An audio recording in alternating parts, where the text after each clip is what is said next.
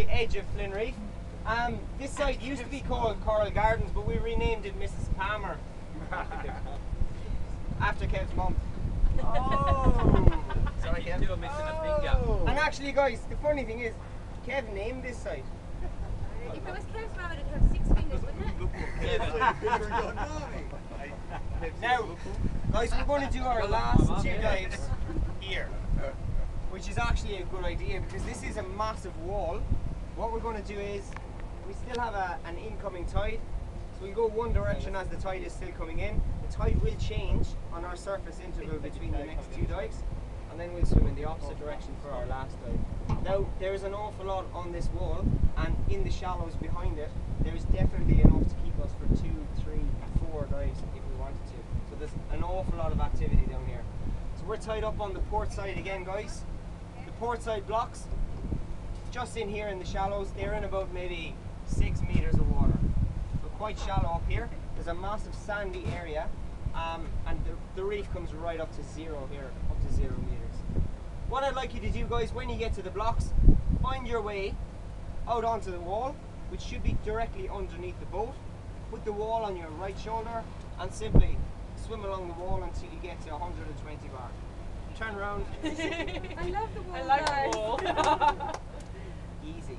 Very Too sneaky easy. picture quietly. Now, guys, this is a fantastic dive site. Not only does it have all the wall stuff, but up here in the shallows, especially when you get a lot of sunlight, it's stunning up here, okay?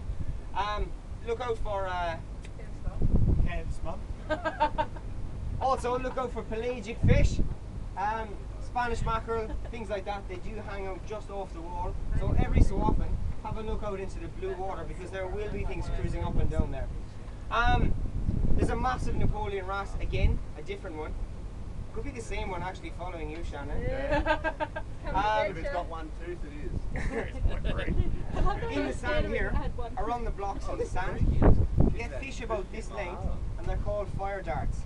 They're what's that? Yeah, I didn't actually. It's not a joke. They're actually called fire darts. Probably the length of the pen. Top half of them is just completely white, and the other half it fades red into black. And what they do is they just sit on top of the sand and just kind of dart around the place like that. Very, very cool to find them, and they do live around the blocks. If you are around there, have a look out for them. Quite cool. Also, you can sometimes get bull rays in the sand here, so when you are cruising around the sand, keep an eye out for these guys. They do tend to cover themselves very, very well, so you will have to have a very good look if you're going to see them. You'll also find an awful lot of gutters running up and down to the wall. If it's a nice size gutter, go down into it, swim through it. Some of them are actually covered over, some of them are not. Have a go. If you want to swim through some of them, they are quite good swim throughs, and they'll swim you right down onto the wall. For this one, guys, 60 minutes again. Keep it to a little bit shallower than your previous dive. I say 16 meters, but just a little bit shallower. We have to take into account that we have an awful lot of diving done, so we just want to be careful on that front. Nice long safety stop at the end. Guys, this time I'd probably start extending it from 3 minutes to maybe 5 or even 6 minutes. Really long safety stops, just we're extra conservative on the last day. What else?